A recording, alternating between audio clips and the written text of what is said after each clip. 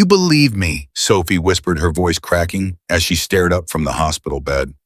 Daniel Carter didn't blink. We don't just believe you, he said. We proved it. Outside the window, 300 motorcycles sat silent in the parking lot. Not one engine running, not one shout. Just 300 people who had read a girl's handwriting on a torn piece of paper and decided her life mattered more than their own comfort. Nobody was supposed to find that note. Nobody was supposed to care. They did. Before we go further, hit subscribe and drop the name of the city you're watching from in the comments. I want to see how far this story travels. You believe me, Sophie whispered, her voice cracking as she stared up from the hospital bed. Daniel Carter didn't blink. We don't just believe you, he said. We proved it. Outside the window, 300 motorcycles sat silent in the parking lot. Not one engine running, not one shout. Just 300 people who had read a girl's handwriting on a torn piece of paper and decided her life mattered more than their own comfort. Nobody was supposed to find that note. Nobody was supposed to care. They did. Before we go further, hit subscribe and drop the name of the city you're watching from in the comments. I want to see how far this story travels. 3 months earlier, Sophie Miller sat in the same corner chair she always chose, the one tucked behind the reference shelves where the light was dim enough that nobody looked twice at her. She pulled her gray coat tighter around her shoulders, even though the library was warm. The coat wasn't for the cold anymore. It was for hiding. She opened the mystery novel in her lap, not to read it, but to slide a folded piece of paper between pages 114 and 115. Her hands trembled as she pressed the fold flat. Please, she murmured under her breath. Please let this be the one somebody finds. She had written 11 notes that month alone. 11. She had lost count of how many total hidden in books across 3 different sections tucked into cookbooks and poetry collections and dusty encyclopedias. Nobody opened anymore. Each one said roughly the same thing in her careful, slightly shaking handwriting. Her name, her age, the truth about Richard, and a plea. She told herself it didn't matter if this one worked. She told herself that every single time. But some nights, walking the 4 blocks back to the abandoned laundromat, where she slept behind stacked pallets, she let herself cry about it. Just for a minute, just until she reached the corner, and then she wiped her face and made herself stop because crying used energy, and energy was something she couldn't afford to waste. Sophie. She startled so hard the book nearly slid off her lap. Margaret Collins, the retired librarian who still came in 3 days a week to help shelve returns, was standing at the end of the row with a stack of books balanced against her hip. You've been in that same chair for 6 hours, Margaret said. Not unkind, just observant. Don't you have somewhere to be? Sophie's mouth went dry. This was the moment. This was always the moment where the lie either held or it didn't. I like it here, she said. It's quiet. Margaret studied her for a second too long. Sophie felt the older woman's eyes moving over her face, over the hollows under her cheekbones, over the coat that was 2 sizes too big now because she'd lost so much weight. You look thin, Margaret said quietly. I'm fine. You cough at night. I hear you sometimes in the back stacks right before closing. Sophie's heart pounded. I have allergies. Margaret didn't argue. She just nodded slowly, the way adults nod when they've decided not to push. And Sophie hated that nod more than anything because it meant another door closing, another adult choosing not to look too closely. Okay, Margaret said, I'll leave you to it. She turned and walked away, and Sophie let out a breath she didn't know she'd been holding. She looked down at the book still open in her lap. The note was still tucked inside page 114 to 115 waiting. Please, she thought again, please let somebody actually read it this time. Richard Coleman sat behind the mahogany desk in the house that used to belong to Sophie's parents, sipping coffee from a mug that cost more than most people's grocery budget for a week. He scrolled through bank statements on his laptop with the calm efficiency of a man who had done this so many times it no longer felt like stealing. Transfer approved. Transfer approved. Transfer approved. The phone on his desk buzzed. A text from his lawyer, guardianship review scheduled for next month. Should be routine given documentation on file. Richard smiled and typed back, good. She turns 18 in 16 days. After that, this whole thing is irrelevant. He set the phone down and leaned back in his chair, laced his fingers behind his head, and looked at the photo on the wall, Sophie's parents smiling, unaware, gone now for 2 years. He didn't feel guilty. He'd stopped feeling guilty a long time ago. Guilt was inefficient. Guilt didn't pay for the new car in the driveway, or the renovated kitchen, or the vacation he was planning to Aruba. 16 days, he said to the empty room and took another sip of coffee. Margaret couldn't sleep that night. She lay in bed, staring at the ceiling. Sophie's face flickering behind her eyes, the hollow cheeks, the oversized coat, the way the girl's hands had trembled slightly when she answered too fast. "I'm fine. I have allergies." Margaret had worked in that library for 31 years. She had seen runaways before. She had seen kids in trouble before. She knew what trouble looked like when it wore a disguise, and Sophie Miller was wearing one of the best disguises Margaret had ever seen: quiet, polite, invisible. Invisible on purpose, Margaret thought, sitting up in the dark. That's the part that scares me. She told herself she'd talk to Sophie again tomorrow. Ask better questions. Push a little harder. She had no idea that tomorrow everything would change. The next morning, Margaret arrived early to reshelve a cart of returns before the library opened.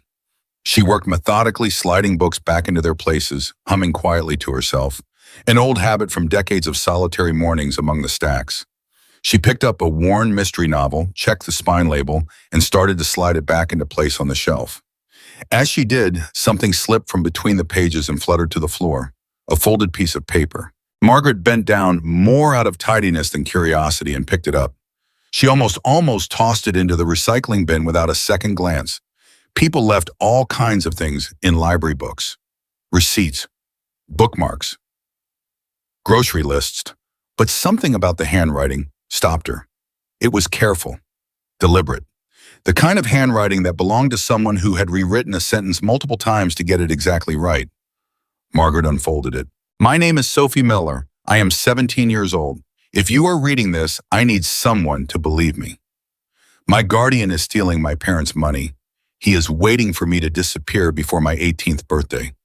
The evidence is hidden where he cannot find it. Please help me." Margaret's hands began to shake.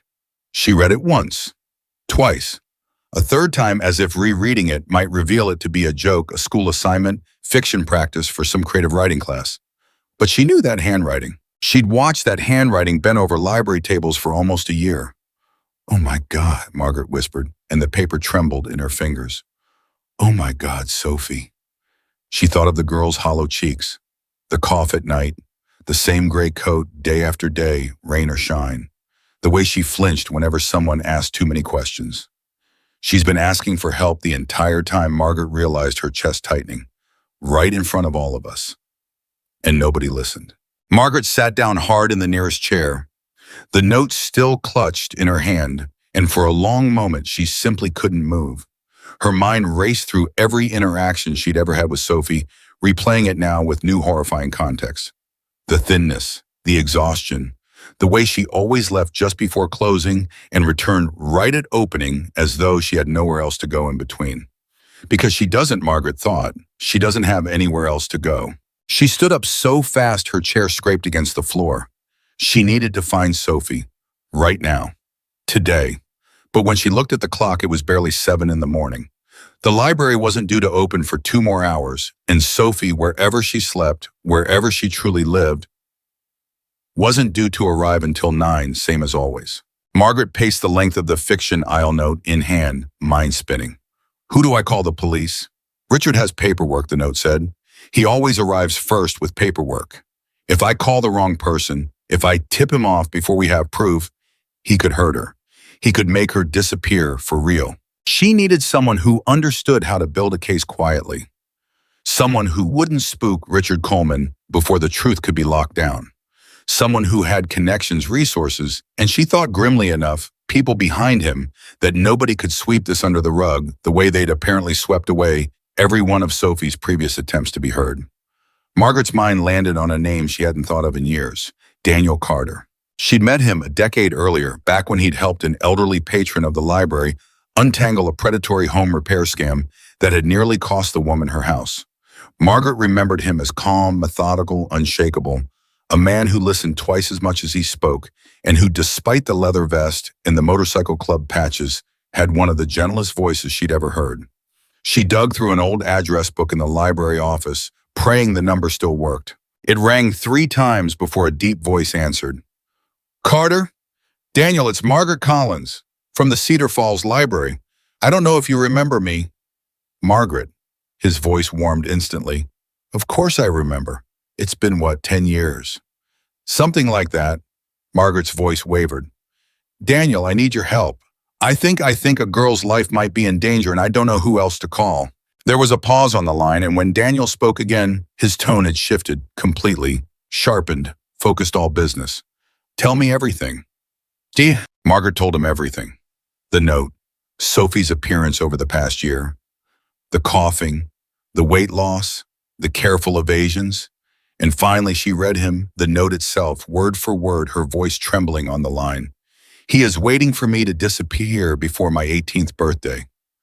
Silence stretched on the other end of the phone. Daniel, I'm here. His voice was low now, quiet in a way that Margaret would later understand was the sound of a man doing math in his head, counting days, counting risks, counting how much time they had left. How old did she say she was? 17? Did she say when her birthday is?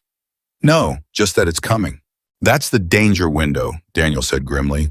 If this guardian is stealing money and needs her out of the picture before she turns 18 and gains legal control of her own inheritance, then every day between now and her birthday she's at risk. And if he thinks anyone is closing in, he stopped himself. What? Margaret's stomach turned to ice.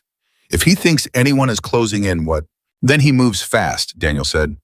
People like this don't panic slowly. They panic all at once, and when they do, they get reckless. We can't tip him off before we have enough to protect her completely. Margaret listened to me very carefully. Don't approach Sophie directly yet. Don't say anything to anyone at the library about this. Can you get me a copy of that note? Yes, I can photograph it. Do that now. Send it to this number. I'm calling some people. What people? Daniel exhaled slowly. People who know how to move fast and quiet at the same time. Margaret, I need you to trust me on this. I'm not going to let this girl fall through the cracks. Not after everything she's already survived just to get that piece of paper into a stranger's hands. Margaret's eyes filled with tears. Thank you. Don't thank me yet, Daniel said. Thank me when she's safe. Daniel Carter sat in his truck outside a small diner on the edge of town, staring at the photograph Margaret had sent the girl's careful, desperate handwriting glowing on his phone screen. He read it 3 times before he set the phone down on the passenger seat and gripped the steering wheel with both hands, knuckles whitening. He knew this pattern. He'd spent years working fraud cases before he ever put on a Hells Angels patch, and he'd seen this exact playbook more times than he wanted to count. A guardian, a dead set of parents, an inheritance just out of reach, and a countdown clock nobody else could see. He picked up his phone again and dialed a number he hadn't used in months. Wolf? The voice on the other end was gruff, familiar. Long time. Rex, I need eyes, and I need them today, Daniel said. There's a 17-year-old girl in Cedar Falls who's been homeless for months, hiding it from everyone, while her legal guardian drains her inheritance and waits for her birthday to pass so he can make sure she never gets a dollar of it. A pause. You're serious. Dead serious. She's been leaving notes in library books hoping somebody would find one and believe her. A retired librarian finally found one this morning. Jesus, Rex muttered. How much time do we have? I don't know yet. That's the problem. We need to find out exactly when her birthday is, and we need to find whatever evidence she says she's hidden before her guardian realizes anyone's onto him. What do you need from us? Daniel's jaw tightened. Everything. I need people who can quietly ask around town without raising alarms. I need somebody who knows financial records to help trace this guardian's spending. And I need people ready to make sure that girl is never alone again the second we find her, because whatever's coming next, she is not doing it by herself anymore. You've got it, Rex said without hesitation. I'll make some calls. Daniel looked back down at his phone at the photo of that trembling, careful handwriting.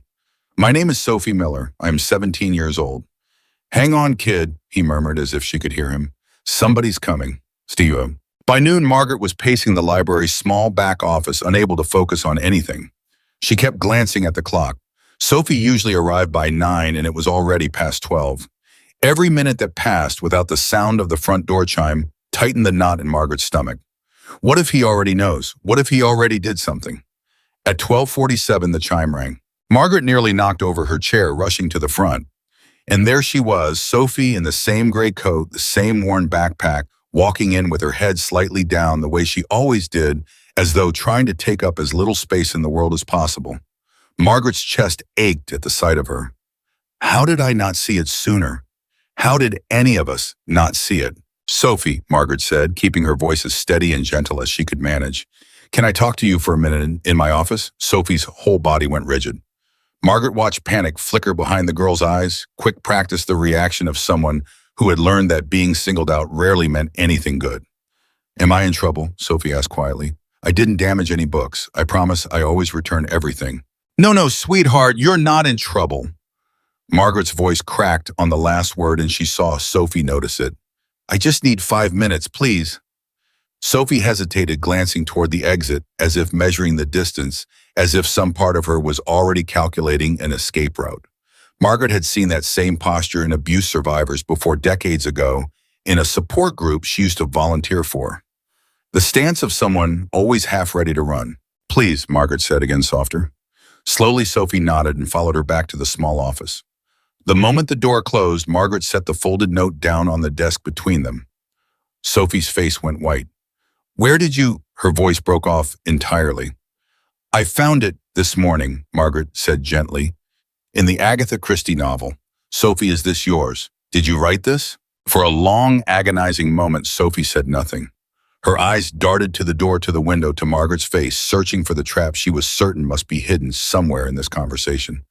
Please don't tell him you found it, Sophie whispered finally, and her voice shook so badly the words barely held together. Please. If he finds out someone knows, he'll make sure I really do disappear this time. Please, Mrs. Collins, please don't. Sophie. Margaret reached across the desk and gently took the girl's trembling hands in her own. Nobody is going to tell him anything. Nobody is going to hurt you. I promise you that. But I need you to tell me the truth.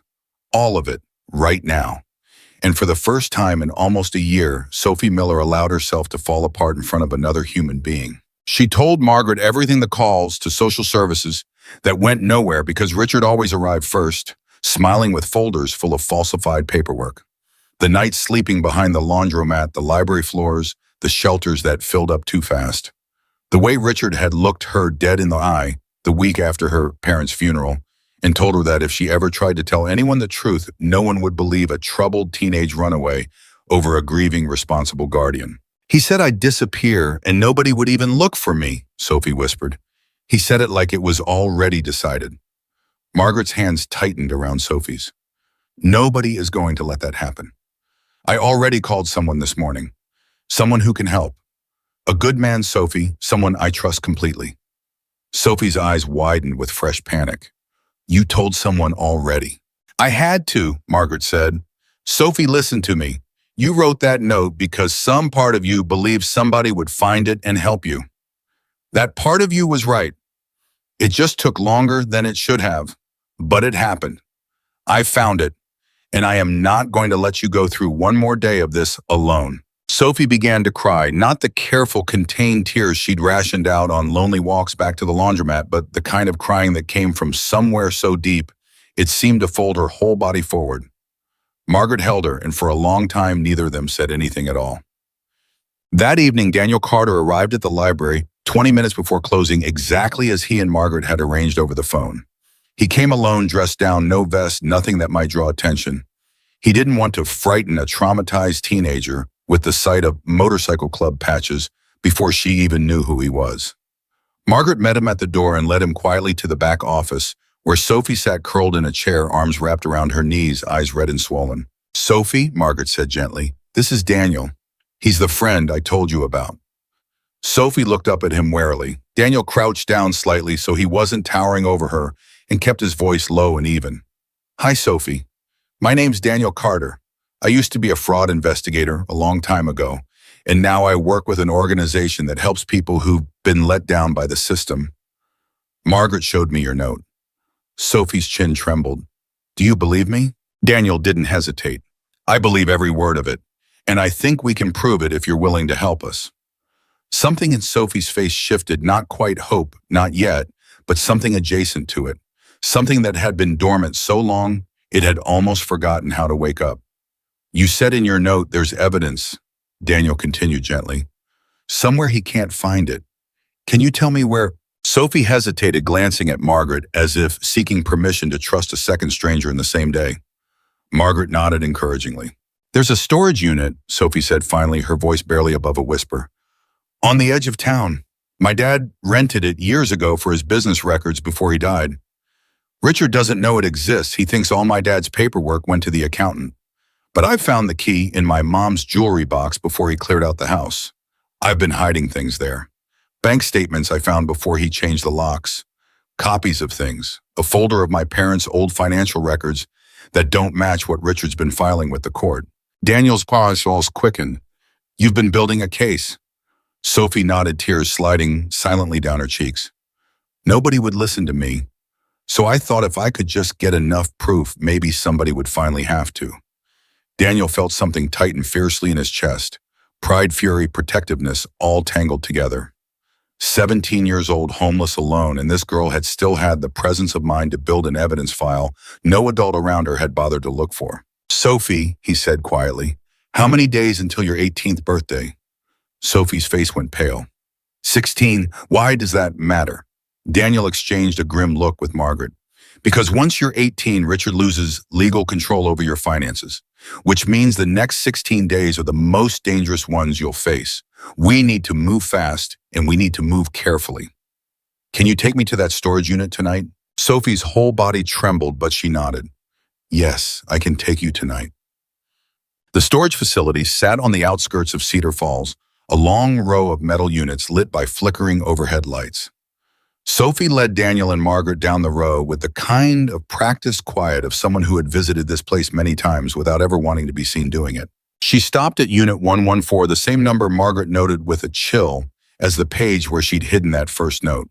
Sophie pulled a small brass key from a chain hidden beneath her shirt and unlocked the padlock with trembling hands. Inside, stacked neatly against the back wall, were boxes labeled in her father's old handwriting, business files, tax records, old ledgers, and beside them a smaller cardboard box that Sophie herself had clearly assembled. She lifted the lid. Bank statements, photocopies of checks, a folder of court filings Richard had submitted with handwritten notes in the margins where Sophie had circled discrepancies she'd noticed. And beneath all of it, a final envelope sealed with 4 words written across the front in that same careful handwriting. If you found this. Daniel picked it up gently, glancing at Sophie for permission. She nodded, unable to speak. Inside was a letter. I don't want revenge. I just want someone to know that I tried. Daniel had to look away for a moment, blinking hard before he trusted his voice again. Sophie, he said finally, you didn't just try, you built an entire case. On your own, while surviving out there with nothing. He looked at her directly. That's not something you should ever apologize for. That's something you should be proud of for the rest of your life. Sophie let out a small, broken sound that was somewhere between a sob and a laugh. The sound of someone who had spent so long believing no one would ever say those words to her. Margaret carefully began photographing every document while Daniel called Rex. We found it, Daniel said into the phone, his voice tight with urgency. It's real. It's more than real. It's a paper trail, a mile long. I need the financial team on this tonight. We've got 16 days before her birthday, and I am not losing a single one of them. On the other end, Rex's voice was already shifting into motion. I'll get the word out. How many do you need? Daniel looked at Sophie, at the girl who had spent nearly a year writing desperate notes into library books, praying anyone would finally listen, and felt a fierce, unshakable resolve settle into his chest. All of them, he said. Every single one you can reach. That night, as Sophie sat wrapped in a blanket in the back office of the library, Margaret had insisted she stayed there just for one night, safe and warm with the door locked, and Daniel parked outside in his truck. As a silent guard, she allowed herself for the first time in months to imagine what it might feel like to actually be believed. She didn't sleep much. Old habits didn't disappear in a single evening, but somewhere around 3 a.m, staring at the ceiling, she thought about the 11 notes she'd hidden that month. The dozens before them, the countless hours spent writing and rewriting the same desperate plea, refining it, hoping the next reader might be the one who finally cared. She thought about Margaret's trembling hands holding that folded paper. She thought about Daniel crouching down to meet her eyes instead of looming over her the way every other adult had. She thought about the words in her own letter, the one she'd never expected anyone to actually find. I don't want revenge. I just want someone to know that I tried. Someone new now, two someones. And if Daniel's phone calls tonight meant what she thought they meant, soon there would be more. 16 days. Somewhere across town in a house that used to be her parents', Richard Coleman was sleeping soundly, utterly unaware that the ground beneath him had already begun quietly, irrevocably, to shift. And somewhere beyond Cedar Falls, phones were ringing in the dark, one after another, chapter after chapter, as the word began to spread among 300 people who had never met Sophie Miller, but who were about to make absolutely sure that she would never again feel like she was invisible. The morning after the storage unit, Sophie woke on the small cot in the library's back office to the sound of Margaret quietly unlocking the front doors 2 hours before opening. For a moment disoriented, she forgot where she was, and then the memory came rushing back all at once. The note, Daniel, the boxes of evidence, the letter she'd never expected anyone to find. She sat up too fast, heart hammering, and had to press a hand to her chest to steady herself. You're safe, Margaret said gently from the doorway, as if she'd sensed the exact moment panic threatened to take over. You're still here. Nothing's changed overnight. Everything's changed, Sophie whispered. That's the problem. I don't know how to feel about it yet. Margaret sat down on the edge of the cot, her expression soft but serious. You don't have to know how to feel about it yet. You just have to keep breathing through it one hour at a time. That's all any of us can ask of you right now. Sophie nodded slowly, but her eyes kept drifting toward the office window, toward the parking lot, half expecting to see Richard's car pulling in, half expecting the entire night to reveal itself as some cruel, elaborate trick her exhausted mind had played on her. It wasn't a trick. She kept having to remind herself of that.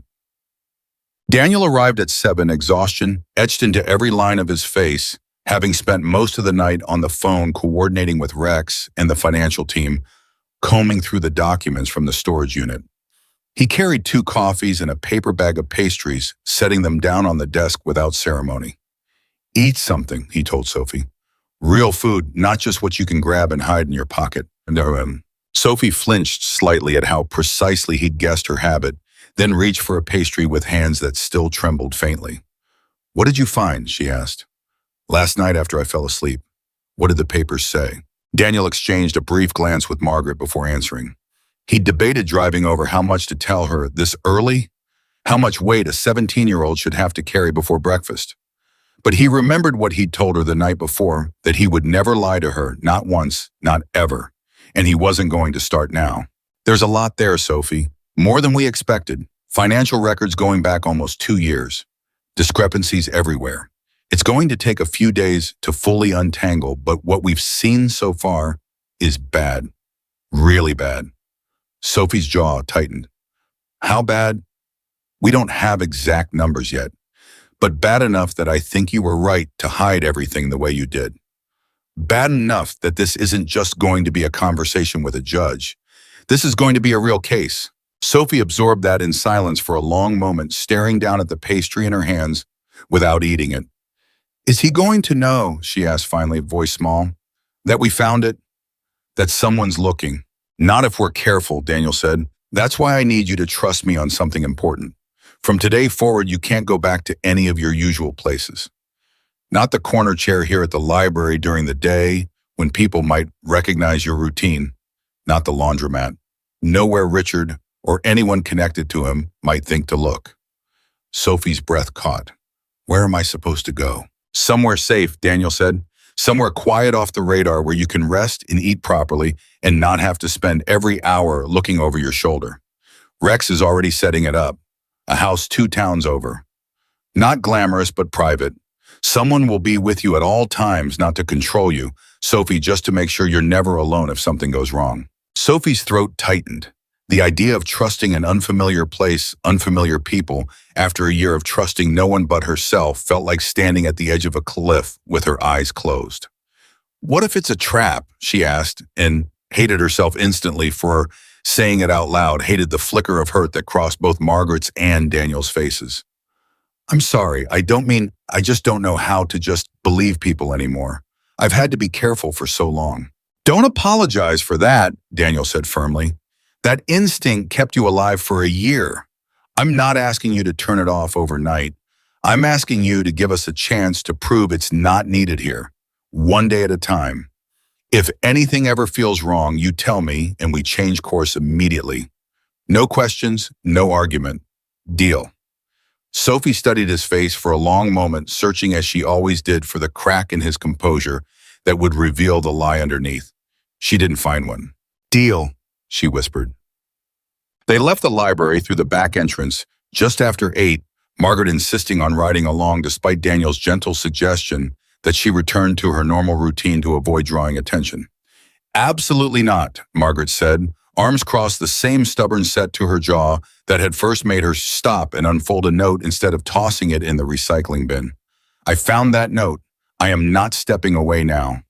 Daniel didn't argue further. He recognized immovable resolve when he saw it. The safe house when they arrived was a modest ranch home on a quiet cul-de-sac. Unremarkable in every way, the kind of house nobody would ever look at twice. 2 club members Sophie hadn't met yet, a woman named Denise, no relation to the caseworker who would later cross their path, and a quiet, broad-shouldered man named Frank, greeted them at the door with careful, deliberate warmth. Neither of them crowding Sophie's space. We'll be rotating shifts, Denise explained, showing Sophie the small bedroom that had been prepared for her.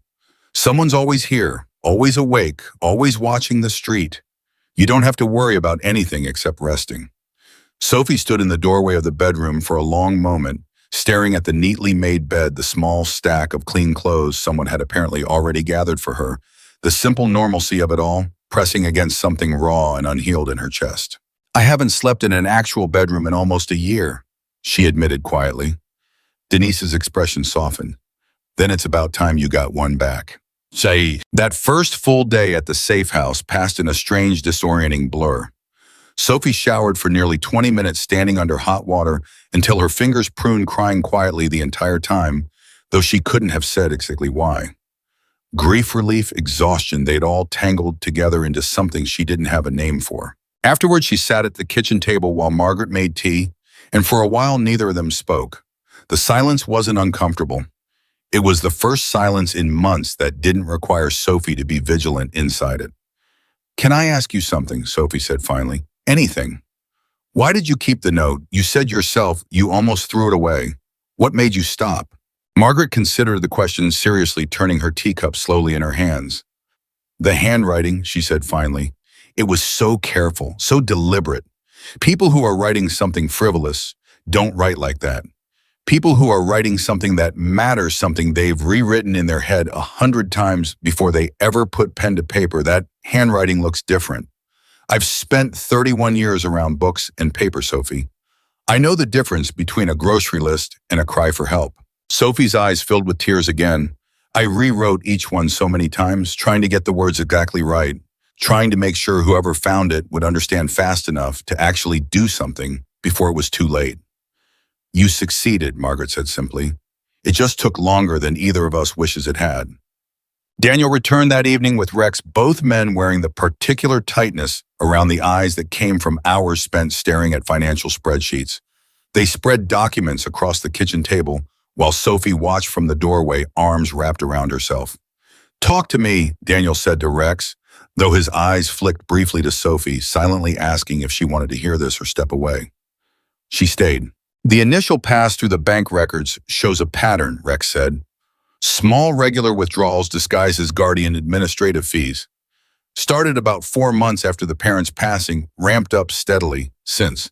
We're talking 6 figures already, and that's just what we've cross-referenced so far. There's more to dig through. 6 figures, Sophie repeated numbly. That's my parents' money. That's everything they worked for. It was, Rex said carefully. It's about to become yours again. Sophie sank into a kitchen chair, staring at the papers without really seeing them, the enormity of the betrayal settling over her in a way that felt almost physical, a weight pressing down on her chest. He used to tell me I was ungrateful, she said quietly, that I didn't appreciate everything he was doing for me. The whole time he was... She couldn't finish the sentence. Didn't need to. Daniel crouched down beside her chair, keeping his voice low and steady. You have every right to be angry, Sophie. Every single right. But I need you to hold on to something else too alongside that anger. You are the reason this evidence exists at all. You built the foundation of this case with nothing but your own courage and a hiding spot only you knew about. Whatever he took from you, he couldn't take that. Sophie wiped her eyes fiercely, anger and grief warring visibly across her face. I want him to actually pay for this, not just lose the guardianship. I want real consequences. We're going to make sure of that, Rex said firmly, but it takes time and it takes precision. Sloppy cases get thrown out on technicalities. We're not going to give his lawyer a single crack to exploit.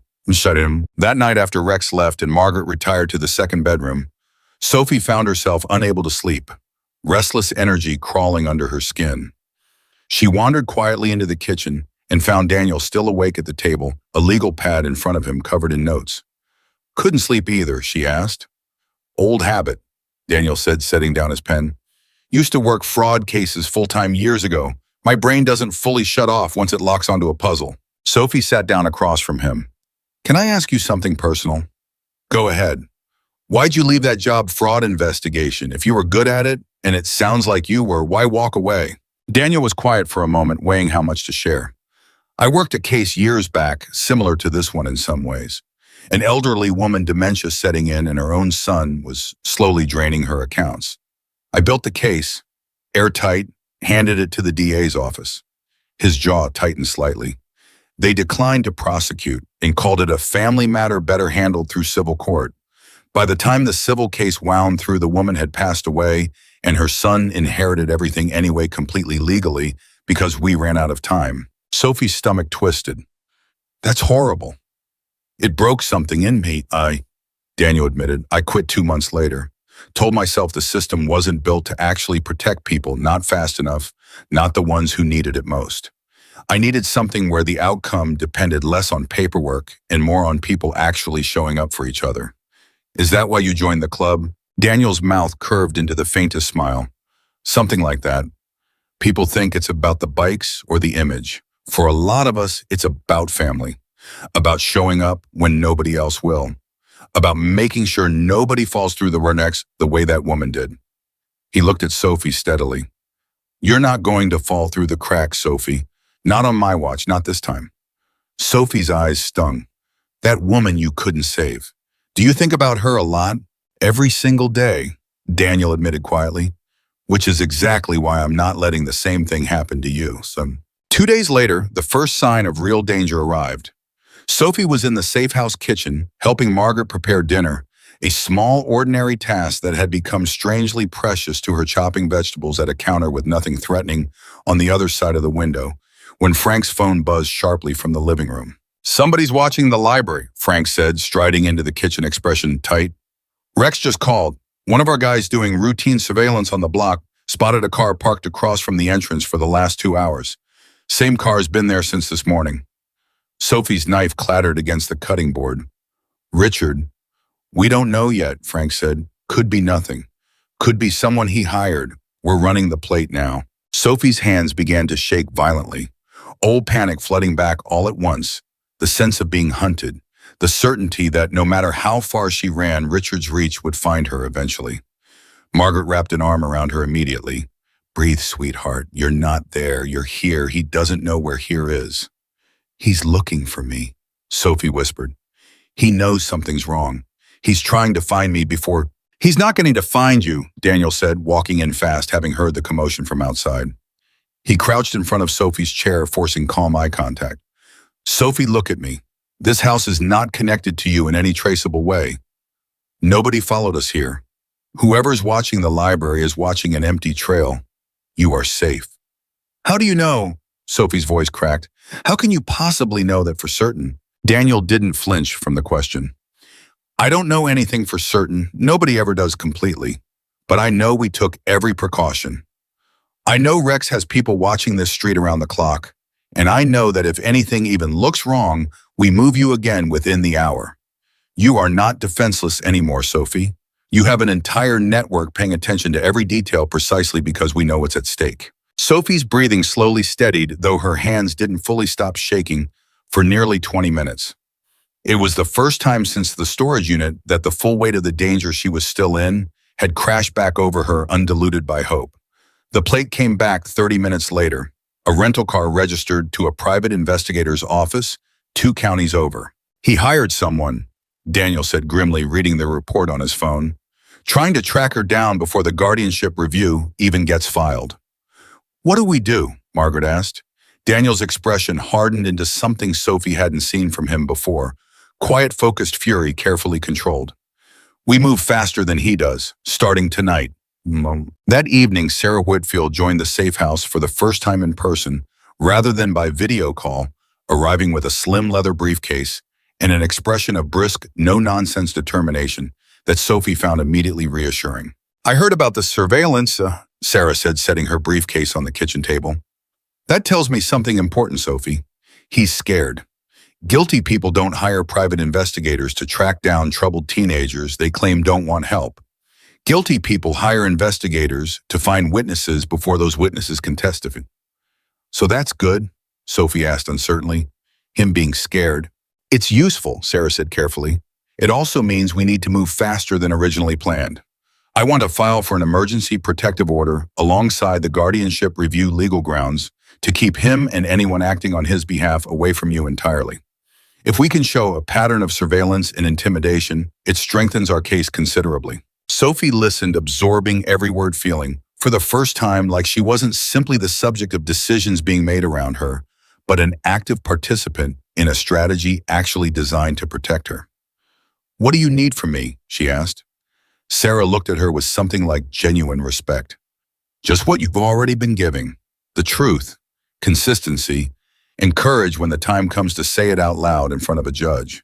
Sophie nodded slowly, something steadying in her chest despite the fear still humming beneath her skin. I can do that. I know you can, Sarah said. You've been doing exactly that alone for almost a year. Now you just get to do it with people standing behind you. So, late that night, unable to shake the residual fear from the day's surveillance scare, Sophie sat on the back steps of the safe house, staring up at a sky full of stars she'd almost forgotten how to notice. Back when survival left no room for anything beyond the next meal, the next hiding spot, the next long cold night. Daniel found her there as he seemed to find her every time the weight of everything threatened to pull her under. Can't sleep, he asked, settling onto the step beside her. Every time I start to feel safe, something reminds me I'm not. Not completely, not yet. That's fair, Daniel said. You've earned the right to be cautious. I'd worry more if you weren't. Sophie pulled her knees up to her chest, wrapping her arms around them. Do you think it's going to work? All of it, the case, the hearing, everything? Daniel considered this question with the seriousness it deserved. I think we have more evidence than most cases like this ever managed to assemble. I think we have a judge who's already shown she takes this seriously. I think we have a girl who kept fighting long after most people would have given up entirely. He looked at her steadily. And I think, Sophie, that the version of Richard Coleman who's scared enough to hire a private investigator is not the version of Richard Coleman who wins this fight. Scared people make mistakes. We're going to be ready for every single one he makes. Sophie let out a long, shaky breath, watching it fog faintly in the cool night air. I keep thinking about all those notes, 50-something of them. I used to lie awake wondering if I was being stupid, wasting paper and hope on something that would never work. You weren't being stupid, Daniel said firmly. You were being relentless. There's a difference, and it's a difference that's about to save your entire life. Sophie turned to look at him, eyes glistening in the porch light. Thank you for believing me before you even had proof. That night in Margaret's office, you looked at me like you already knew I was telling the truth. I did know, Daniel said simply. Some things you don't need proof for. You just need to actually look. They sat together in comfortable silence for a long while after that, the fear of the day's surveillance scare slowly settling into something more manageable, something survivable. One more hard moment in a year that had been made almost entirely of hard moments, but one that for the first time she hadn't faced completely alone. Somewhere across town, in a house that no longer felt as secure as it once had, Richard Coleman sat awake too, staring at a phone that hadn't rung with the update he was desperately waiting for. Unaware that every hour he spent searching for Sophie was an hour the people protecting her spent tightening a net he wouldn't even see closing until it was already too late to escape it. 16 days became 15 before the sun even finished rising over Cedar Falls. Daniel Carter hadn't slept. He sat in his truck outside the library engine off, watching the front door through tired eyes, phone pressed to his ear as calls came in one after another. Rex's voice crackled through first.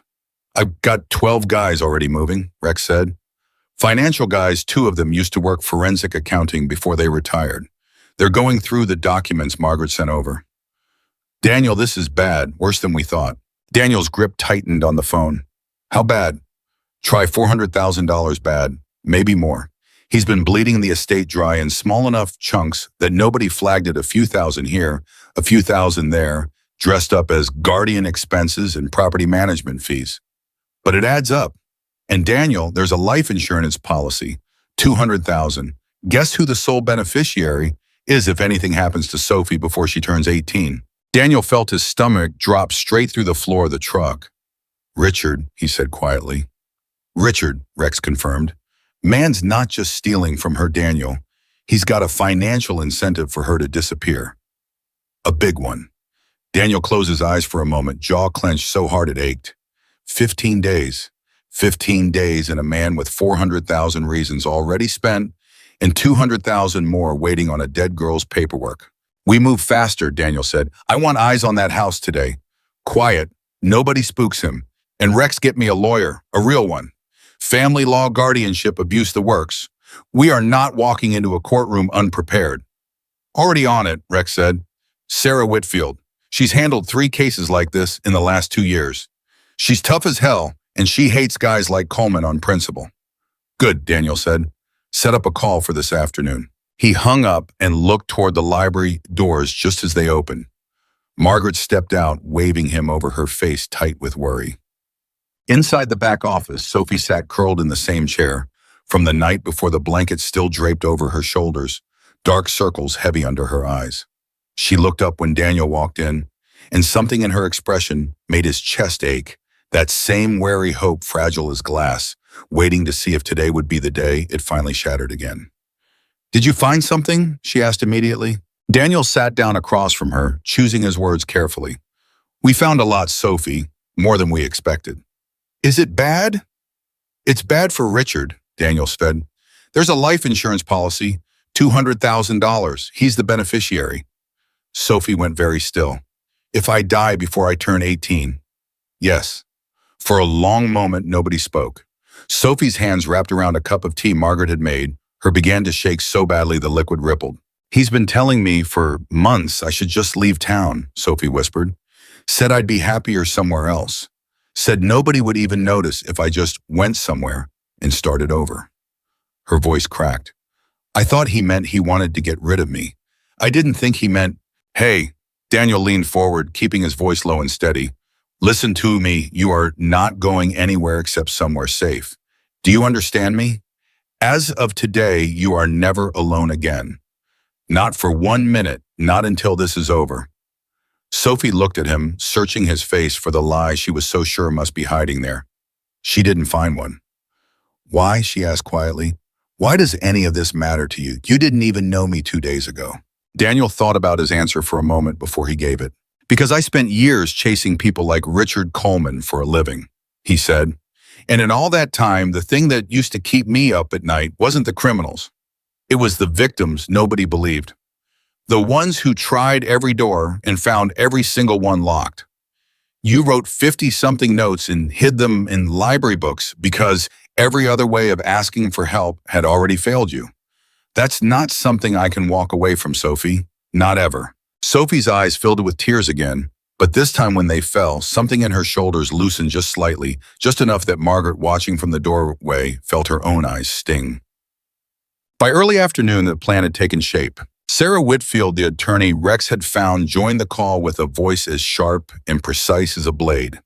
"Based on what you've sent me," she said, "we have grounds to file for emergency guardianship review, immediate asset freeze, and a forensic audit. But I need more than statements and photocopies. I need the original financial records, bank verification, and ideally testimony from anyone who witnessed Sophie's living conditions over the past year." "I can testify," Margaret said immediately. "I watched her every single day." Good, but a librarian's testimony about appearance and behavior helps. It's not enough on its own, Sarah said.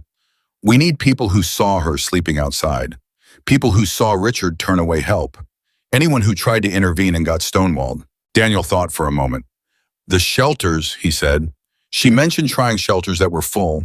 There'll be intake logs. Social services will have records of her calls even if nothing came of them. That's a start, Sarah said. Get me everything. And Daniel, we have 15 days. If we're filing for emergency review, I want it filed within the week. The moment Richard gets served, he'll know somebody's on to him, and men like this panic. I need our case airtight before he even knows we exist. Daniel looked across the room at Sophie, who was listening to every word with a kind of quiet, desperate intensity, as though she couldn't quite let herself believe this was really happening. We'll have it, Daniel said. Whatever it takes. Ma'am. That afternoon, 3 Hells Angels members Daniel trusted completely. Rex, a woman named Teresa, who used to work as a paralegal before she retired, and a soft-spoken giant of a man named Big Mike, who'd spent 15 years in property management, fanned out across Cedar Falls with a single mission: build the human side of the case. Teresa went to the shelters first. I'm looking for records, she told the intake coordinator at the first shelter, flashing a folder of paperwork Sarah Whitfield had prepared authorizing the inquiry. A 17-year-old girl, Sophie Miller, possibly turned away for lack of space sometime in the last year. The coordinator, a tired-looking woman named Priya, tapped through her computer system for a moment before her face changed. Oh, she said softly. Oh, I remember her. She came in, God, it must have been 8 months ago. We were full, completely full, and I had to turn her away, and I remember she just said okay and left so calm about it like she'd expected it. Priya looked up, guilt flickering across her face. I tried calling social services on her behalf after she left. Nobody ever called me back. Can you print that call log? Teresa asked gently. It matters more than you know. 2 shelters later, the pattern repeated. A different intake worker, same story. Sophie turned away an attempt made to escalate a call to social services that vanished into the void. By the 4th stop, Teresa had 4 separate logs documenting Sophie's attempts to find shelter and the system's repeated failure to catch her. Meanwhile, Big Mike sat in a records office at the county social services building, using contacts from his years in property management to politely, persistently request case file access. It took 2 hours and considerable charm, but eventually a caseworker named Denise pulled up a thin, frustratingly incomplete file under Sophie Miller's name. There's not much here, Denise admitted, scrolling through. Multiple calls flagged as unsubstantiated. Looks like every time somebody opened an inquiry, a Richard Coleman submitted documentation showing guardianship was intact and the minor was, quote, voluntarily estranged and refusing intervention. Denise frowned at her screen. That's actually kind of unusual. Most cases like this get a home visit at minimum. Was there ever a home visit? Big Mike asked. Denise scrolled further, then went quiet. No, she said slowly. There wasn't. Every single inquiry got closed within 48 hours based on paperwork alone. No visit, no follow-up call to the minor directly. She looked up, unease creeping into her expression. That's not how this is supposed to work. Can I get a copy of that file? Denise hesitated, glancing around the office. Technically, I need supervisor approval for external release. Then let's get your supervisor, Big Mike said calmly. Because right now, ma'am, there is a 17-year-old girl who called this office for help more than once, and nobody so much as knocked on the door to check on her. I don't think your supervisor wants that to be the story that gets told about this department. Denise stared at him for a long moment, then reached for her phone. While the investigation spread across Cedar Falls, Richard Coleman remained blissfully unaware, humming to himself as he signed for a delivery of new patio furniture at the front door of the house that used to belong to Sophie's parents. Beautiful set, the delivery driver commented, glancing at the elaborate outdoor sectional being wheeled up the driveway. Only the best, Richard said with a satisfied smile, signing the receipt with a flourish. Little reward for myself, long year. He had no idea that 4 blocks away, in a modest ranch house repurposed as a temporary command center, a dry erase board was slowly filling with a timeline of every dollar he'd stolen, and that 15 people were now quietly working in shifts around the clock to make absolutely certain He never got to enjoy a single day of the life he'd built on Sophie's inheritance. Back at the library, Sophie sat across from Sarah Whitfield for the first time video call propped on the desk and answered questions for nearly 2 hours. Questions about Richard, about the months since her parents' death, about every lie she'd been told, and every door that had closed in her face. It was exhausting. Reliving it out loud in careful legal detail dragged her back through every awful night in ways the quiet act of writing notes never had. Twice she had to stop and simply breathe Margaret's hand steady on her shoulder before she could continue. "You're doing incredibly well," Sarah told her gently near the end. "I know how hard this is. I want you to know that everything you're telling me is going to matter. Every detail. We're building something that's going to hold up in front of a judge, and your voice, Sophie, your voice is the most powerful piece of evidence we have."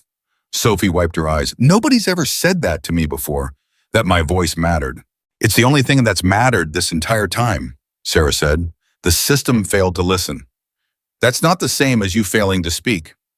Sophie let out a shaky breath and for the first time since this had all started, allowed herself the smallest flicker of something that felt almost like hope. That night, as Daniel drove Sophie and Margaret back toward the safe house, Rex had arranged a quiet, unremarkable rental home 2 towns over, staffed discreetly by 2 club members taking rotating shifts. His phone buzzed with a text from Rex. "We've got a problem." Daniel's stomach clenched. He waited until they'd pulled into the safe house driveway, made sure Sophie and Margaret were settled inside before he called Rex back. "Talk to me." "Coleman's lawyer called the guardianship court today," Rex said grimly, "asked to move up the review date, said something about wanting to, quote, finalize matters cleanly before Sophie's birthday." Daniel's blood went cold. "He's accelerating." "Looks like it. Sarah thinks he might be getting nervous. Could be he noticed something. Maybe someone at social services mentioned an inquiry. Maybe it's nothing and he's just trying to close things out before the birthday like he always planned. But Daniel," Rex's voice tightened, "if he's spooked and he's got a $200,000 reason for Sophie to disappear, before that court date we might not have 15 days anymore. We might have a lot less." Daniel looked toward the small house behind him, toward the window where he could see Sophie's silhouette settling onto a couch beside Margaret, finally cautiously beginning to let herself rest. "Double the watch on her," Daniel said quietly. "Nobody gets near this house without going through us first. And Rex gets Sarah on the phone first thing tomorrow. If Coleman's moving, we move faster." He ended the call and stood in the driveway a moment longer, staring up at the dark sky, 15 days suddenly feeling like they might collapse into far fewer. 3 days passed in the blur of motion. Sarah Whitfield filed for emergency guardianship review, attaching the shelter logs, the social services file, Margaret's sworn statement, and copies of the financial documents Sophie had hidden away. The filing landed like a stone dropped into still water, quiet at first, but with ripples that would soon reach every corner of Richard Coleman's carefully constructed life. Sophie, meanwhile, began to change in small, tentative ways. She ate full meals for the first time in months, though she still sometimes hid extra food in her pockets out of habit, unable to shake the certainty that scarcity might return without warning. She slept not well, not yet, but she slept in a real bed, behind a locked door, with someone she trusted stationed just down the hall. One evening, sitting on the back porch of the safe house with Margaret, Sophie finally asked the question that had been gnawing at her for days. "What happens if it doesn't work?" she asked quietly. "What if the judge believes him instead of me? He's good at that. He's had 2 years of practice." Margaret took her hand. "Then we keep fighting." "But Sophie, you have something now you didn't have before. You have proof. You have witnesses. You have people in your corner who are not going to disappear the second things get difficult." She squeezed Sophie's fingers gently. "You are not fighting this alone anymore. That's the difference." Sophie looked out at the darkening sky and for the first time in longer than she could remember, allowed herself to imagine a version of her life that didn't involve hiding. On the 4th day, everything nearly fell apart. Daniel got the call at 6 a.m., Rex's voice tense and clipped. "Coleman's making moves. He called a real estate agent yesterday, put the house on the market, quiet listing, not public yet. And this morning he withdrew $80,000 in cash from 3 different accounts." Daniel sat straight up in bed. "He's liquidating." "Looks like it. Sarah thinks he's planning to run before the court date or—" Rex hesitated. "Or what?" Or he's planning something else entirely, and the cash is meant to disappear fast, quiet, untraceable. Daniel, I don't like this. I don't like this at all. Daniel was already pulling on his boots, adrenaline sharpening every nerve in his body. Get Sarah on an emergency call with the judge's clerk. I want that asset freeze filed within the hour. And Rex, I want 2 more people on that safe house right now. If Coleman's getting desperate, I am not taking any chances with Sophie's safety. Not one. Already moving, Rex said. Daniel hung up and stood for a moment in the quiet of his own kitchen, hands braced against the counter, breathing hard. 12 days left, and somewhere across town, a man with everything to lose was starting to run out of patience. Not on my watch, Daniel thought grimly, grabbing his keys. Not after everything this girl has already survived. He drove to the safe house faster than he probably should have, and when he arrived, he found Sophie already awake, sitting at the kitchen table, staring at her hands. Something's wrong, she said the moment she saw his face. I can tell. What happened? Daniel considered for half a second, softening the truth. But Sophie had spent a year being lied to by every adult who claimed to have her best interests at heart, and he refused to become one more name on that list. Richard's pulling cash out of his accounts, Daniel said honestly, and he listed the house. We think he might be getting ready to run, or he's getting nervous about something. We're moving to freeze his assets today, and we're doubling security here. I need you to trust me when I tell you that you are safe. But I also need you to know the truth because you deserve the truth, always. Sophie's hands trembled around her coffee cup, but she nodded slowly. Okay, she said. Okay, thank you for not lying to me. I never will, Daniel said. Not once, not ever. That same morning, Sarah Whitfield secured an emergency hearing before a family court judge presenting the asset freeze request alongside the mounting evidence of financial exploitation. The judge, a sharp-eyed woman named Judge Renata Ellis, who had handled guardianship abuse cases before, reviewed the documents with visibly narrowing patience. This is a comprehensive filing, Judge Ellis said, flipping through the financial records. You're alleging systematic embezzlement from a minor's estate, falsified reporting to Child Welfare Services, and now potential flight risk, given a cash liquidation pattern and undisclosed property listing. Yes, Your Honor, Sarah said. We're requesting an emergency asset freeze effective immediately and an expedited guardianship review given the minor's rapidly approaching 18th birthday. Judge Ellis was quiet for a long moment studying the documents. Where is the minor currently in protective custody with a trusted family friend and legal support? Sarah said, carefully, deliberately vague about the safe house's exact arrangement. Safe, Your Honor, and willing to testify. Judge Ellis nodded slowly. Asset freeze granted effective immediately. I want law enforcement notified of the flight risk concern. And Ms. Whitfield, she looked up, her expression softening slightly. If even half of what's in this file is accurate, this young woman has been failed by nearly every system meant to protect her. Let's make sure this court isn't one more name on that list. Thank you, Your Honor, Sarah said, relief cutting through her voice for the first time in days. The asset freeze hit Richard Coleman's accounts at 11:42 a.m. He discovered it 40 minutes later, standing in line at his bank, trying to withdraw another $20,000 in cash, when the teller's expression shifted from polite to uncomfortable. I'm sorry, sir, she said, tapping at her screen. This account has been flagged. There's a court-ordered freeze in place effective this morning. Richard's smile froze on his face. There must be some mistake. I'm not able to discuss the details, the teller said. You'd need to contact the issuing court directly. Richard walked out of that bank with his heart hammering against his ribs, mind racing through every possible explanation, every possible leak, every possible mistake he might have made. He sat in his car in the parking lot for nearly 10 minutes, gripping the steering wheel before he pulled out his phone and called his lawyer. What the hell is going on, Ing? He snapped the second the call connected. My accounts? Yeah, are frozen. All of them. There was a pause on the other end that made Richard's stomach twist. Richard, I just got served with an emergency filing. Someone filed for guardianship review with a full financial audit request. There's a paper trail, Richard, bank statements, court filings, witness testimony. Someone built an entire case against you. Richard's blood ran cold. Who did this? I don't know yet. The filing lists the minor as the primary complainant, supported by a pause, papers rustling. supported by a public librarian and multiple corroborating witnesses regarding the minor's living conditions over the past year. Richard's hands began to shake. Sophie. It had to be Sophie. But how she had no resources, no allies, no way to build something like this on her own. Someone was helping her. Someone with money, with connections, with the kind of legal firepower that didn't come cheap.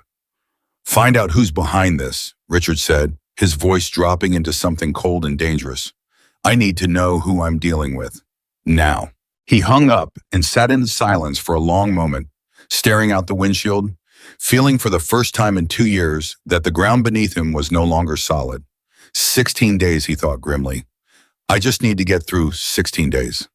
He had no idea that by tomorrow that number would matter far less than he thought, because somewhere across town a girl who had spent a year being invisible was about to become impossible to ignore. Richard Coleman found out who he was dealing with 2 days later, and it hit him like a physical blow. He was sitting in his lawyer's office going over the asset freeze paperwork line by line when his lawyer set down a separate folder and slid it across the desk with visible unease. There's something else you should see, the lawyer said, the witness list attached to the emergency filing. Richard scanned the names, Margaret Collins, Sarah Whitfield, Daniel Carter. Who's Daniel Carter? His lawyer hesitated. I did some digging. He's a former fraud investigator. And Richard, he's affiliated with the Hells Angels. Cedar Falls chapter has connections statewide. This isn't just a librarian and a girl with a grudge anymore. Somebody organized this. Richard's face went pale, then flushed red with fury. A motorcycle gang is coming after me. I choose different words in front of a judge, his lawyer said carefully. But essentially, yes. And Richard, I need to be honest with you. The financial trail in this filing is bad, really bad. If even a third of it holds up, we're not talking about a guardianship dispute anymore. We're talking about criminal charges. Richard stood up so fast his chair scraped back hard against the floor. I want this handled. Whatever it takes, I'm not losing everything I have built because some homeless teenager decided to play detective. His lawyer said nothing, and in the silence, Richard understood exactly how much trouble he was actually in. Shiva. That same afternoon, Sophie sat in the safe house kitchen with Daniel going over Sarah's latest update when her phone, an old prepaid model Daniel had given her for emergencies, buzzed with an unknown number. She froze staring at it. Don't answer, Daniel said immediately, his voice sharp. Sophie, look at me. Do not answer that. But Sophie's thumb was already moving, some old reflex of obedience kicking in before her mind caught up. The call connected before Daniel could stop her, and Richard's voice came through the speaker, smooth and cold and horribly familiar. Sophie, there you are. Sophie's whole body went rigid. Daniel snatched the phone from her hand and put it on speaker, gesturing urgently for Margaret to start recording on a separate device. This is Daniel Carter, Daniel said evenly. Sophie's not able to speak with you right now, Mr. Coleman. A pause. Who exactly are you? Someone who's read every document in that storage unit, Daniel said. Someone who knows exactly how much money is missing from an estate that belongs to a 17-year-old girl. Someone who knows about the life insurance policy, too. The silence on the other end stretched long enough that Sophie's heartbeat pounded in her ears. You have no idea what you're involving yourself in, Richard said, finally his voice dropping into something quiet and dangerous. That girl is troubled, unstable. She's been running from help for months. Whatever story she's told you, she told us the truth, Daniel cut in flatly. And we've spent the last week proving it. Every dollar, every fake report you filed with social services, every shelter intake log, that shows you turned away help meant for her. It's all documented, Mr. Coleman. It's all in front of a judge right now. This is harassment, Richard snapped. I'll have you arrested for interfering with a legal guardianship. Try it, Daniel said, his voice never rising, never losing its terrible calm. And while you're at it, explain to the judge why you withdrew $80,000 in cash the same week you accelerated a court review. Explain the property listing you didn't disclose.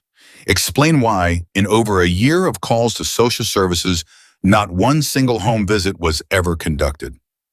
Richard's breathing came audibly ragged through the phone now. I want to speak to Sophie. No, Daniel said simply. She's my ward. I have a legal right. You have a court date, Daniel said. That's what you have. Don't call this number again. He hung up. The kitchen was silent except for the sound of Sophie's breathing shallow and fast, her hands pressed flat against the table as if to keep them from shaking. Margaret moved to her side immediately, wrapping an arm around her shoulders. "He sounded scared," Sophie whispered, finally, disbelief coloring her voice.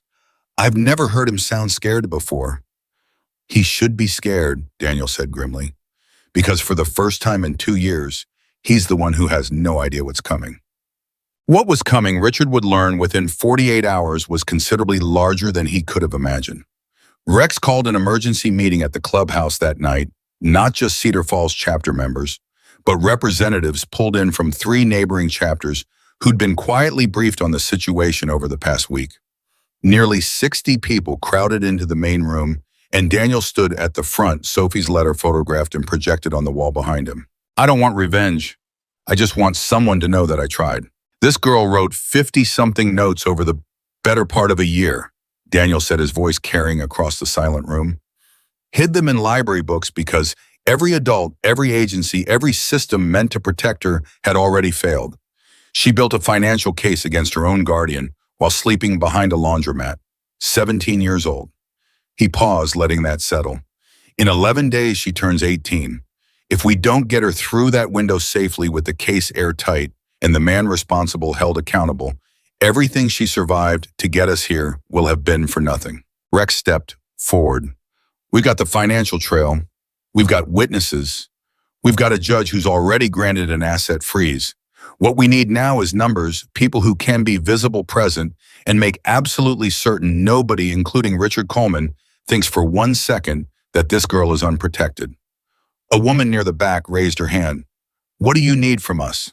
"Court support," Daniel said. "When this goes to hearing, I want that courtroom full. I want Richard Coleman to walk in and see exactly how many people showed up, because one girl asked to be believed.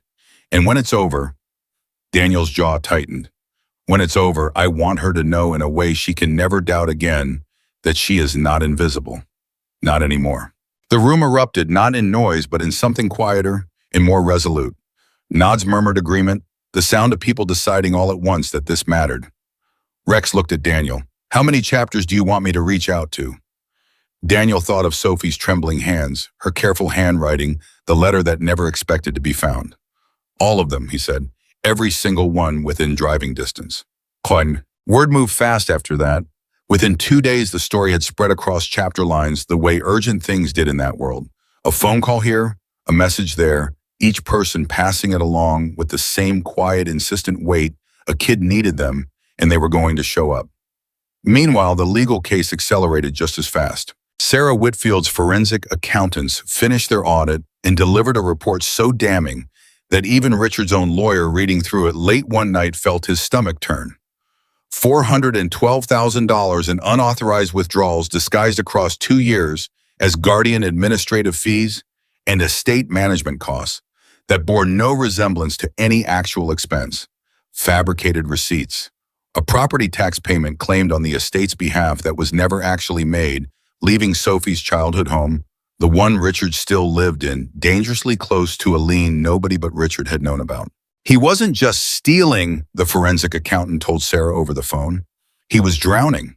Gambling debts showing up in 3 separate accounts. This wasn't a slow, comfortable embezzlement. This was a man in free fall using a dead couple's estate to keep himself from hitting the ground. Sarah relayed the news to Daniel that evening, her voice tight with a mixture of vindication and disgust. "It's worse than we thought. He's not just facing civil guardianship removal anymore. This is criminal fraud, elder well minor exploitation, at minimum grand larceny. I've already looped in the district attorney's office." "Good," Daniel said. "How fast can they move?" "Faster than usual, given the flight risk concerns and the asset freeze already in place. I think we could see an arrest warrant within the week." Sarah paused. "Daniel, I need to ask you something. Sophie's testimony is going to be central to this. Not just for the guardianship hearing, for the criminal case too, if it goes to trial. Is she going to be strong enough for that? Because it's not going to be easy. Richard's lawyer is going to try to paint her as unstable, unreliable, a runaway with a grudge." Daniel looked across the safe house living room where Sophie sat curled on the couch, notebook in her lap, writing not desperate notes to hide in library books anymore, but something else now, something Daniel hadn't asked about yet. She's the strongest person I've ever met, Daniel said quietly. She'll be ready. He was right, though it took a difficult conversation to get there. That night, after Margaret had gone to bed and the safe house had gone quiet, Sophie found Daniel sitting alone on the back porch, staring out at the dark yard. Can I ask you something? She said, settling into the chair beside him. Always. What happens if the judge doesn't believe me? Sarah said Richard's lawyer is going to try to make me look crazy, unstable. What if it works? Daniel turned to look at her fully. Sophie, do you know what a judge actually sees when they look at a case like this? They see $400,000 of financial documentation that doesn't lie. They see shelter records that don't lie. They see social services, logs showing calls that went nowhere. And they see a man who withdrew $80,000 in cash the same week he tried to rush through a guardianship hearing before your birthday. He held her gaze steadily. Nobody has to just believe your word anymore, Sophie. That's the difference between now and every other time you try to ask for help. Now the evidence speaks for you even on the days your voice shakes too hard to. Sophie's eyes filled with tears, but she didn't look away. I used to think if I just found the right words, someone would finally listen. I rewrote those notes so many times trying to get them right. Your words were never the problem, Daniel said gently. The people who were supposed to listen were the problem. That's not something you failed at. That's something they failed at. Sophie was quiet for a long moment, staring out at the darkness. Margaret said you told the club everything, that people I've never even met are coming to help. They are. Why would strangers care this much about someone they don't even know? Daniel considered the question seriously before answering, because most of the people in that clubhouse know exactly what it feels like to be written off. To have people take one look and decide your trouble, decide you don't deserve to be helped, decide your story doesn't matter. That's most of our story too, one way or another. So when we hear about a 17-year-old girl who kept trying anyway, who kept believing somebody out there might actually listen, that's not a stranger to us, Sophie. That's somebody we recognize. Sophie wiped her eyes, and for the first time since Daniel had met her, she let out something that was almost a real laugh. Margaret said the same thing, almost word for word. Good, Daniel said, smiling faintly. Means we're telling you the truth. 7 days before Sophie's birthday, an arrest warrant was issued for Richard Coleman on charges of financial exploitation of a minor fraud and falsification of records submitted to a state agency. Rex received the call from Sarah's office at 9 a.m. and immediately related to Daniel. They're moving today. DA wants him picked up before he has any more time to liquidate or run. Daniel felt something in his chest loosen. For the first time in days, not relief exactly, not yet, but the first real sign that the ground was shifting in Sophie's favor. He drove to the safe house to tell her in person. Sophie was sitting at the kitchen table when he walked in, and something in his expression must have given it away because she stood up immediately, gripping the back of her chair. What happened? They're arresting him today, Daniel said. Right now, most likely. Warrant's been issued. For a long moment, Sophie didn't move, didn't speak. Her face cycled through disbelief, then something like fear, as if she couldn't quite trust that the thing she'd hoped for might actually be arriving. It's really happening, she whispered. It's really happening. Sophie's knees buckled slightly, and Daniel caught her arm before she could fully sit back down, steadying her. She let out a sound that was half sob, half laugh, pressing both hands over her mouth as tears streamed freely down her face. I used to lie awake and imagine this, she said, voice breaking. I never actually believed it would come true. Believe it, Daniel said softly. It's true. Across town at almost the exact same moment, two unmarked police vehicles pulled into the driveway of the house that used to belong to Sophie's parents. Richard was in the kitchen on the phone with his lawyer, arguing about strategy for the upcoming guardianship hearing, when he glanced out the window and saw the cars. His stomach dropped straight to the floor. I have to call you back, he said abruptly, hanging up without waiting for a response. He stood frozen in the kitchen as the doorbell rang, then rang again, followed by a firm knock.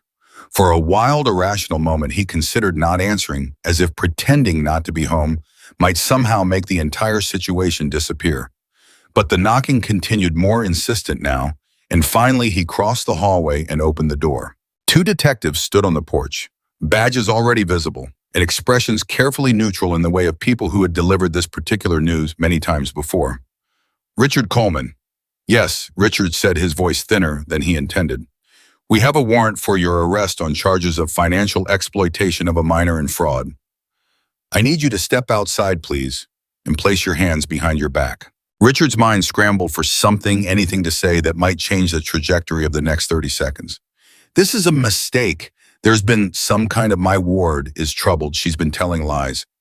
You can discuss that with your attorney, the detective said evenly, already reaching for handcuffs. Right now, I need you to turn around.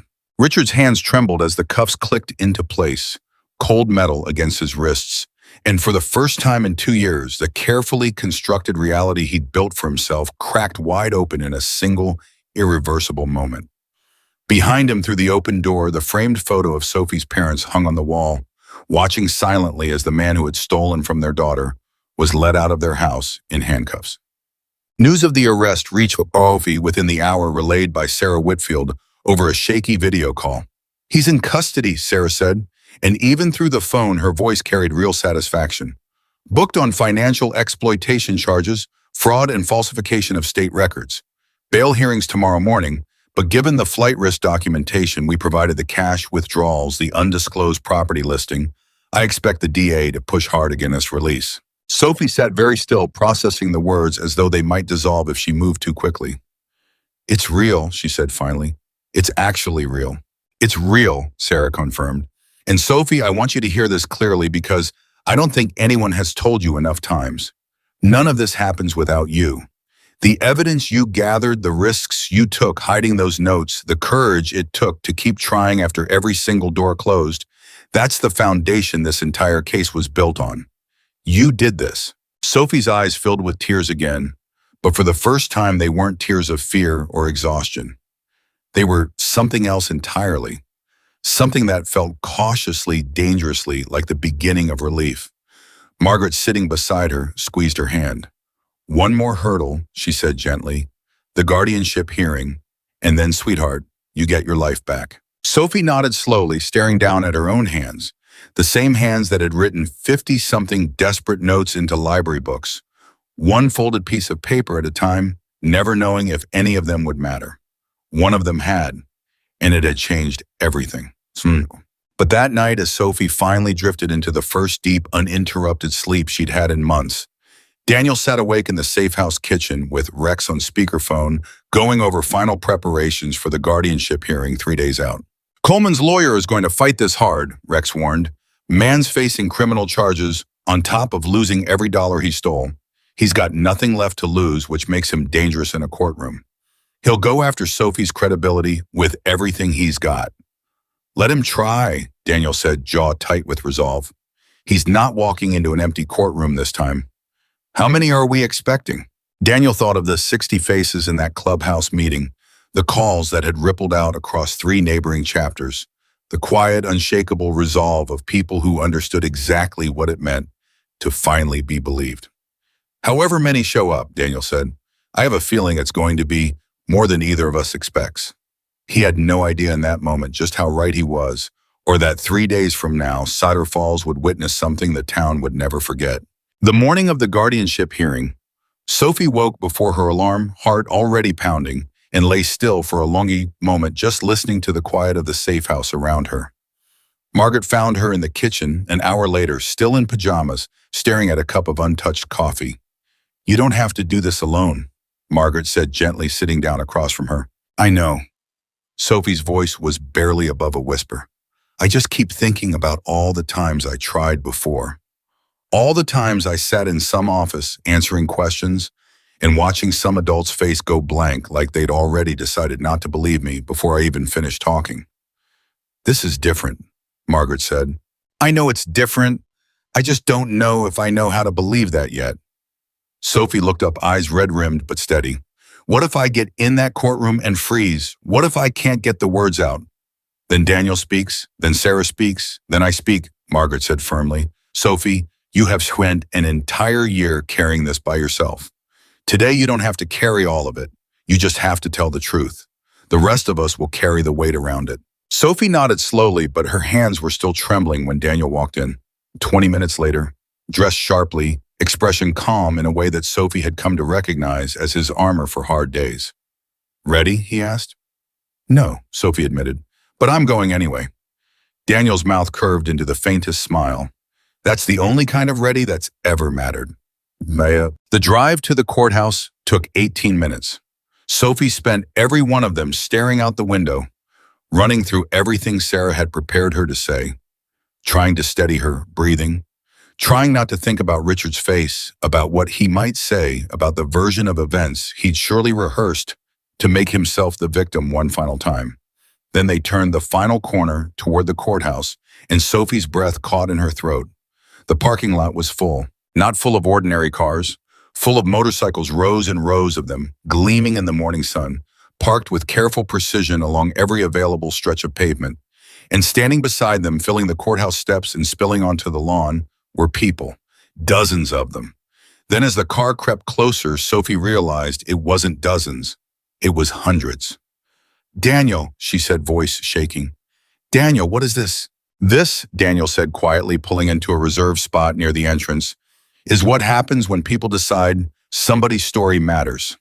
Sophie stepped out of the car on unsteady legs, and the crowd, leather vests, weathered faces, men and women who had ridden in from 3 different states overnight, turned toward her. Not with noise, not with spectacle, but with something quieter and far more powerful. Silence. Respectful, deliberate silence, as 300 people who had never met her parted to create a clear path to the courthouse doors. An older man near the front, gray beard, weathered hands stepped forward just slightly and gave her a single solemn nod. Nothing more. But Sophie felt it land somewhere deep in her chest, a wave of emotion so overwhelming she had to stop walking for a moment just to breathe through it. "They came for me," she whispered. "All of them, for someone they have never even met." "You're not a stranger to them," Daniel said softly, walking in beside her. "You're the reason we're all here." Sophie walked through that silent, standing crowd with tears streaming freely down her face, and for the first time in over a year, she didn't feel invisible. She felt seen by hundreds of people at once, and the sensation was almost too large to hold inside her chest. Inside the courtroom, Richard Coleman sat beside his lawyer, jaw clenched, refusing to look toward the gallery where Margaret, Daniel, and a careful selection of witnesses had taken their seats. He'd been released on a modified bail arrangement 2 days earlier. GPS monitor, surrendered passport, restricted movement, and the humiliation of it still burned beneath his composed exterior. When Sophie walked in, Richard's eyes snapped toward her, instantly cold and furious. Sophie made herself meet his gaze just for a moment and felt something shift inside her chest. He didn't look powerful anymore. He looked smaller than she remembered. Smaller than the man who had once told her so casually that nobody would ever believe her over him. Judge Ellis entered, and the room rose, then settled, and the hearing began. Sarah Whitfield opened with precision, walking the court through the financial audit point by point, the $412,000 in unauthorized withdrawals, the fabricated guardian expense reports, the unpaid property taxes, the undisclosed real estate listing, the $80,000 cash liquidation timed, suspiciously close to Sophie's approaching birthday. Richard's lawyer objected repeatedly, tried to characterize the financial irregularities as administrative confusion, and tried to paint Sophie as an unstable runaway, acting on grudges and misunderstanding. Then Margaret took the stand. "I watched that girl for nearly a year," Margaret said, voice steady, despite the tremor Sophie could see in her hands. 12 hours a day, some days. I watched her lose weight.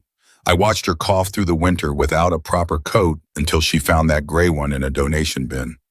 I watched her apologize constantly for simply existing in a public space she had every right to be in.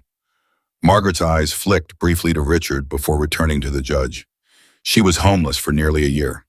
Your Honor, while her legal guardian lived in her parents' house, drained her inheritance, and told every agency who asked that she was a troubled runaway refusing help. I found her note by accident, hidden in a library book. If I hadn't picked up that particular novel on that particular morning, I don't know what would have happened to her."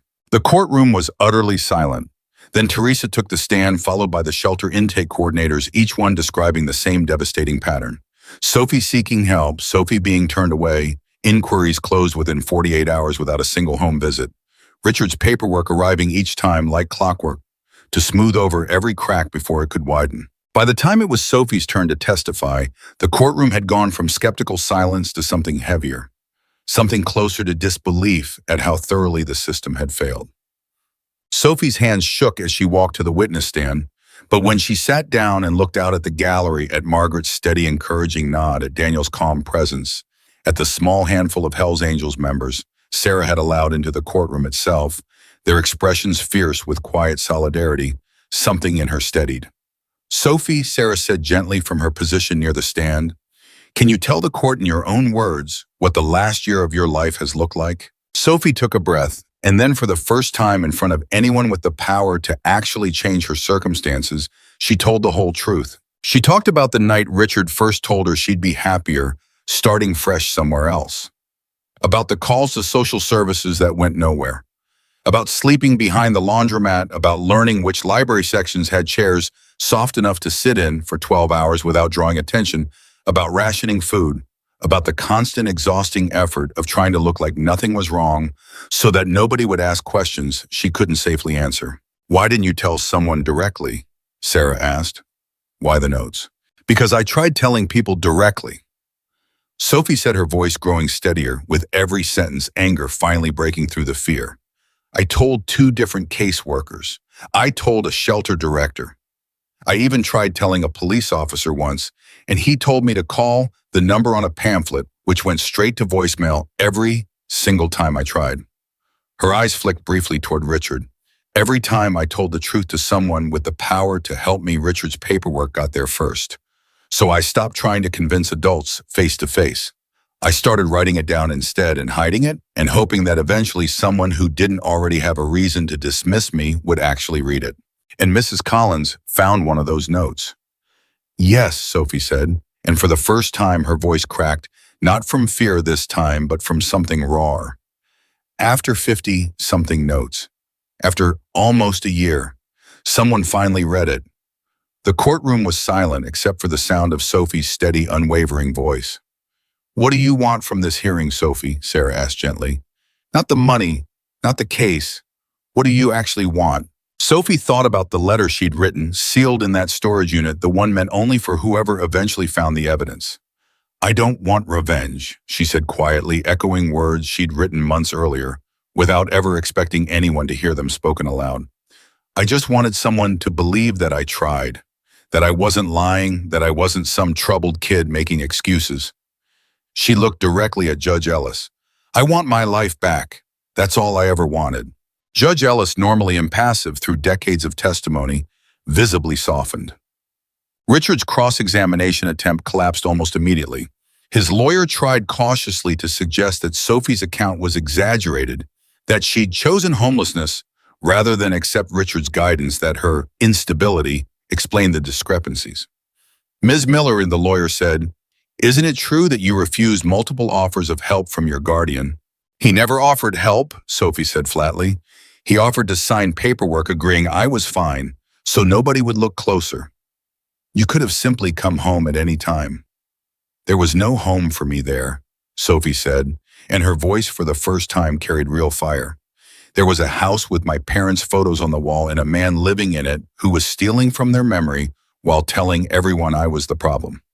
The lawyer had no follow-up. He sat down. Judge Ellis called a brief recess before closing arguments, and when the courtroom reconvened, her ruling came swiftly and without hesitation. "This court finds clear and convincing evidence of financial exploitation, falsification of records submitted to child welfare authorities, and gross neglect of guardianship responsibilities." Judge Ellis said, her voice carrying easily through the silent room. "Guardianship is terminated effective immediately. All frozen assets will be returned to the estate under independent trustee oversight until Ms. Miller reaches full legal majority in 6 days, at which point full control transfers directly to her. This court further refers the matter to the district attorney's office for continued criminal prosecution." Richard sat motionless, face pale, as the weight of the ruling settled over him. Sophie sat very still, waiting for the moment to feel real. And when it finally did, when Sarah turned to her with tears in her eyes and Margaret let out a small, broken sob of relief, Sophie put her face in her hands and wept openly, freely, for the first time in longer than she could remember, surrounded by people who had shown up simply because they believed her. Outside the courthouse, the crowd was waiting. The moment Sophie walked through the doors, sunlight hitting her face for what felt like the first time in a year, 300 people turned toward her at once. This time, the silence broke not into cheering exactly, but into something warmer, quieter, more human. Applause steady and heartfelt, rippling across the courthouse lawn. Sophie stood frozen at the top of the steps, overwhelmed, until Daniel gently touched her shoulder.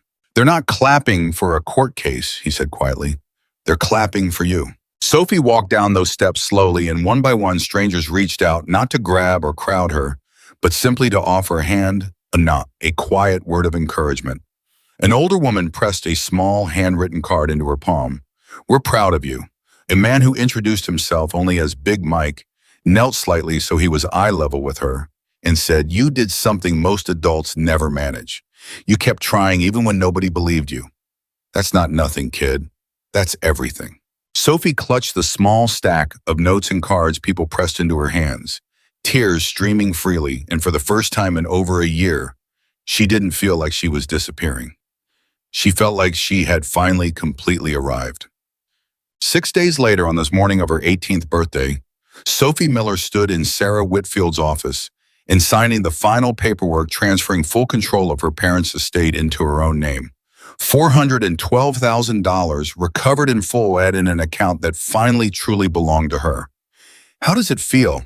Sarah asked, watching her set down the pen. Sophie considered the question seriously. "Strange," she admitted. "I spent so long just trying to survive one more day that I never let myself think about what came after. I don't really know how to do this part yet." "You'll figure it out," Sarah said gently. "You figured out everything else." Richard Coleman, meanwhile, sat in a courtroom 3 weeks later and pled guilty to reduced charges of grand larceny and fraud in exchange for a lighter sentence, 6 years with restitution ordered on top of the recovered funds. Sophie attended the sentencing, seated beside Margaret and Daniel, and watched as the man who had once told her nobody would ever believe her was let out of the courtroom in handcuffs for the second time. She felt no satisfaction in his suffering. Only finally the quiet settling of something that had needed to be resolved for a very long time. A year passed. Sophie enrolled at the State University that fall studying social work, driven by a conviction that had crystallized somewhere in the middle of the worst year of her life that the system had failed her. Not because help didn't exist, but because nobody had bothered to look closely enough to see she needed it. She kept the storage unit key on the same chain around her neck long after the unit itself had been emptied, and closed a small private reminder of everything she'd survived to get there. Every week without fail, she returned to the Cedar Falls Library, the same corner chair, the same quiet stacks, and slid small handwritten cards into random books across the building. Not desperate pleas this time, something gentler. If you need help, someone is willing to listen. She never knew who would find them or when, or whether it would matter to the person who eventually did. But she understood something now that she hadn't fully grasped before, back when she was the one hiding notes and praying for a stranger's mercy. Sometimes it only takes one person choosing to look closely. One librarian pausing before throwing away a folded scrap of paper. One phone call to someone who knows how to move fast. One community of strangers deciding that a girl they'd never met deserved to be believed.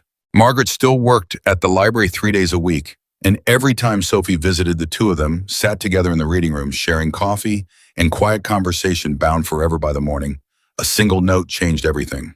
Daniel checked in regularly too, along with Rex and Teresa and Big Mike, and dozens of others who had shown up on a courthouse lawn simply because someone needed them proof, permanent and unshakable, that compassion could arrive from the most unexpected places, wearing leather vests and riding motorcycles, choosing every single time to show up rather than look away. Sophie Miller had spent nearly a year believing she was invisible. She would never feel that way again. Because in the end, this was never a story about stolen money, or a courtroom, or even 300 motorcycles parked outside a courthouse. It was a story about what happens when even one person refuses to walk past someone who is quietly, desperately asking to be seen, and about a girl who kept writing, kept hoping, kept trying, until finally somebody read every single word.